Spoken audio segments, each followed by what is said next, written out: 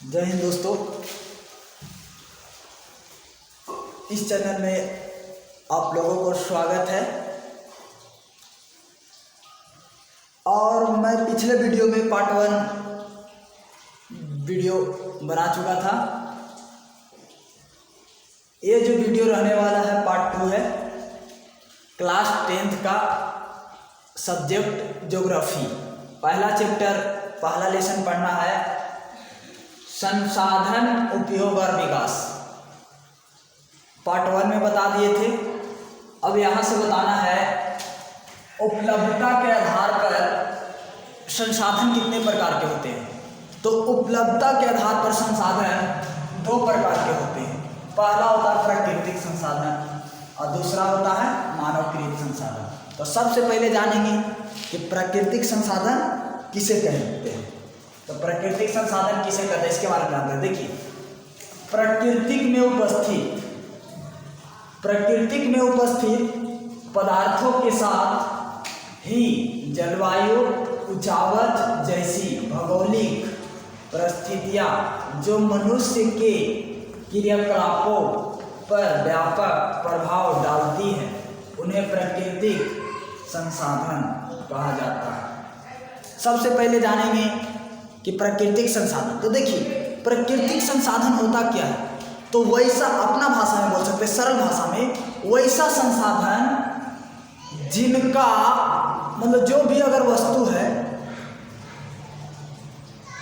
वस्तु है उसका मतलब प्राकृतिक रूप से मिला, कह सकते हैं वैसा संसाधन जिनका निर्माण प्राकृतिक रूप से हुआ है, उसे क्या कहेंगे। तो प्राकृतिक संसाधन कहेंगे। जैसे में देखिए भूमि, तो भूमि क्या मनुष्य बनाया है? नहीं, भूमि मनुष्य नहीं बनाया है। उसके बाद देखिए वायु प्राकृतिक रूप से मिला है, बस यही।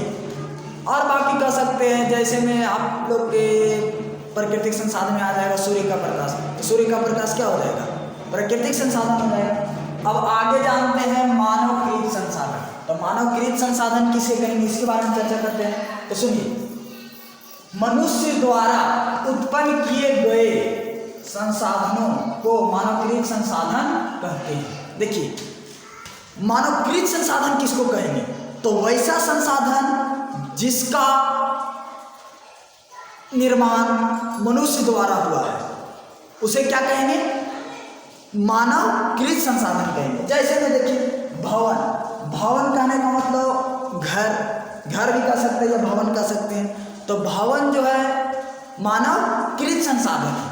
आगे देखिए सड़क, तो सड़क जो है मानवकृत। सड़क कौन बनाया? प्राकृतिक रूप से सड़क मिला है? नहीं, सड़क तो हम लोग बनाए हैं।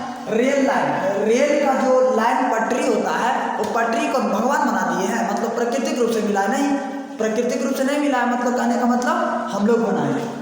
तो इस समझ में आया।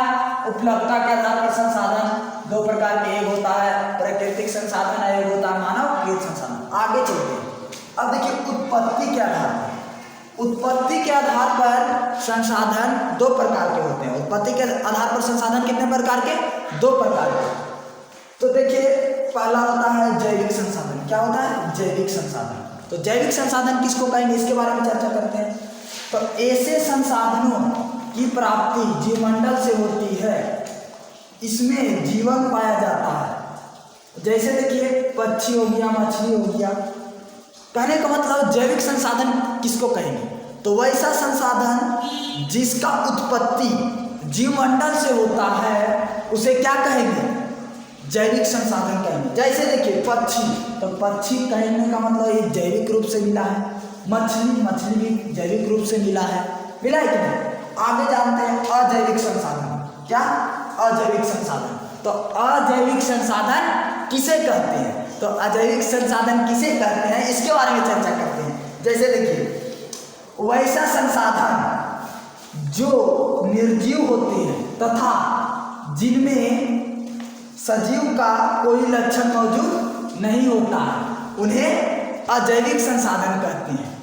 क्या कहते हैं? अजैविक संसाधन कहते हैं। कहने का मतलब अजैविक संसाधन किसको कहेंगे? कि वैसा संसाधन जिनमें सजीव का लक्षण मौजूद नहीं होता उसे क्या कहेंगे? अजैविक संसाधन कहेंगे। जैसे में देखिए खनिज में क्या इसमें जान है? नहीं जान है, तो ये निर्जीव पदार्थ है। तो जिसमें निर्जीव का गुण पाया जाता है उसे क्या कहते हैं?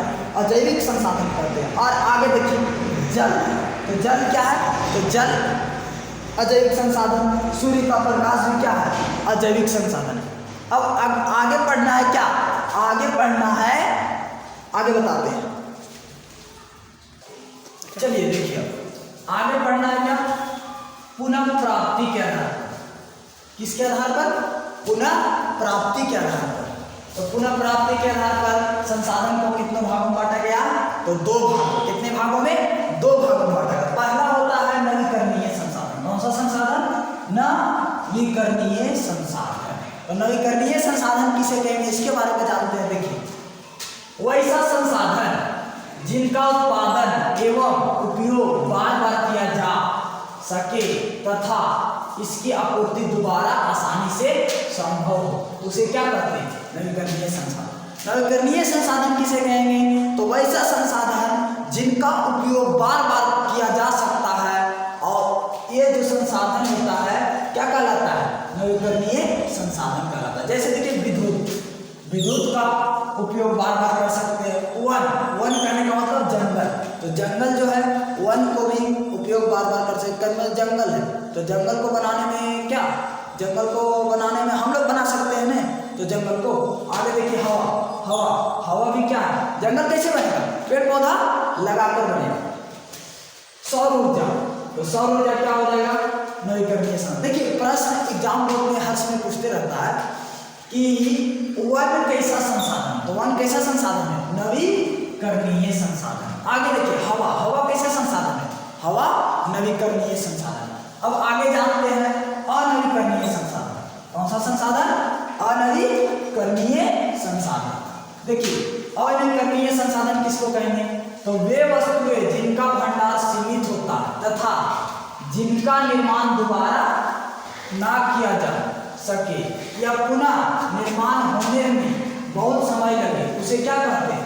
अनवीकरणीय संसाधन कहते हैं।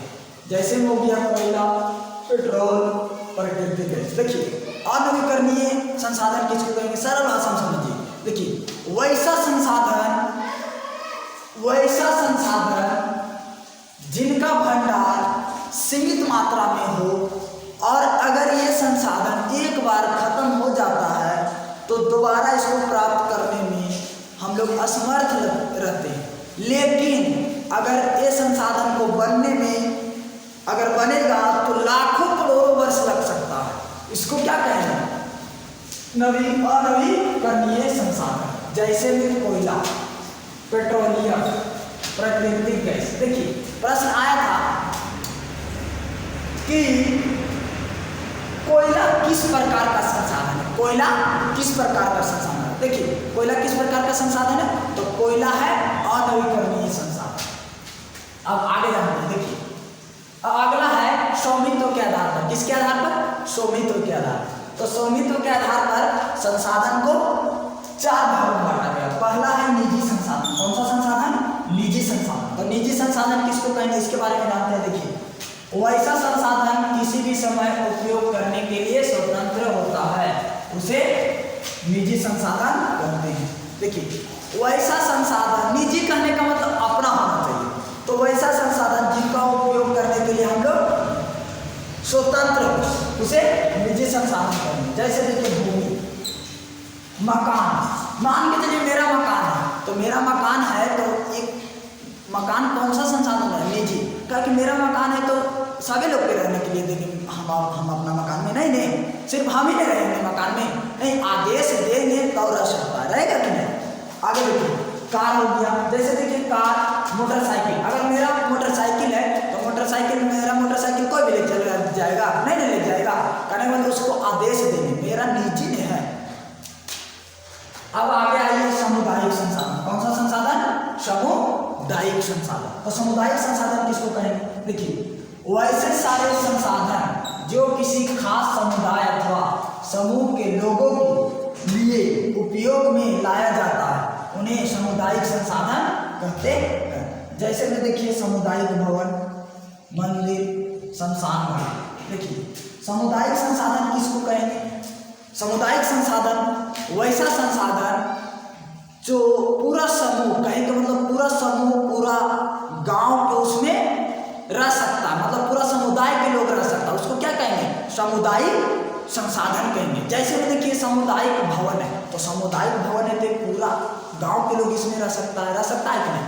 रह सकता है, बैठ सकता है, जा सकता है। आगे देखिए शमशान घाट, मान लीजिए शमशान घाट जहाँ मुर्दा जलता है, तो जलता है मुर्दा, तो वहाँ सिर्फ जो मरेगा, मतलब कहने का मतलब पूरा अलग अलग गांव से वहाँ के लोग जलाने के लिए शमशान घाट में जा सकते हैं। वहाँ शमशान घाट किसी का होता नहीं है, सभी लोग वहाँ जा सकते हैं लाश को जलाने। और देखिए मंदिर, तो मंदिर जो है, तो मंदिर भी कैसा संसाधन? सामुदायिक संसाधन है, क्योंकि मंदिर में अनेक प्रकार के लोग जाते हैं कि नहीं? मंदिर में कोई भी पूजा करने के लिए जा सकता है कि नहीं? अब आगे आइए राष्ट्रीय संसाधन। कौन सा संसाधन?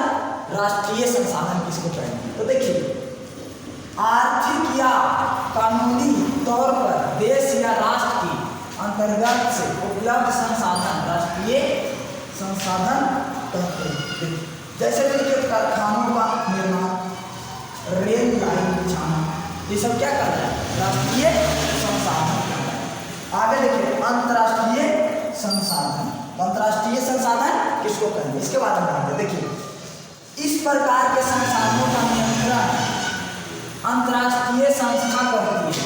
समुद्री तल रेखा से 200 किलोमीटर की दूरी को छोड़कर पूरे महासागर के क्षेत्र अंतर्राष्ट्रीय संसाधन कहलाता है। का मतलब समुद्री तट से 200 किलोमीटर क्षेत्र को छोड़कर क्या कौन सा संसाधन कहलाता है? अंतर्राष्ट्रीय संसाधन कहलाता है। चलिए ये जो है से पार्ट 2 है, आप लोग पार्ट 3 का इंतजार करिएगा। तब तक के लिए धन्यवाद। Thanks for watching video.